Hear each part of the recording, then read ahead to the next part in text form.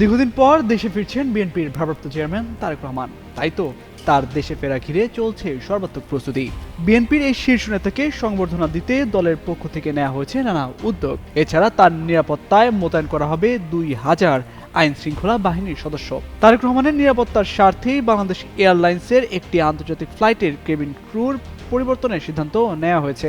সংশ্লিষ্ট ফ্লাইটের দায়িত্বে থাকা 2 কেবিন ক্রুকে সরিয়ে নেওয়া হয়েছে বলে জানা গেছে। বিমান সূত্র জানায়, ওই ফ্লাইটে দায়িত্বপ্রাপ্ত জুনিয়র পার্সন মোহাম্মদ সওগাতুল আলম সওগাত ও ফ্লাইট স্টুয়ার্ডেস জিনিয়া ইসলামকে অব্যাহতি দেওয়া হয়েছে।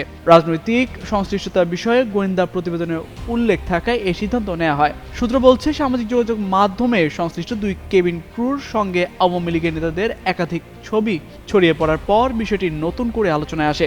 গোয়েন্দা প্রতিবেদনে তাদের রাজনৈতিক সংশ্লিষ্টতার পাশাপাশি ভিআইপি যাত্রীর নিরাপত্তা নিয়ে সম্ভাব্য ঝুঁকির বিষয়টি উল্লেখ করা হয়। এইসব বিবেচনায় তাদের দায়িত্ব থেকে সরিয়ে নেওয়া হয়েছে।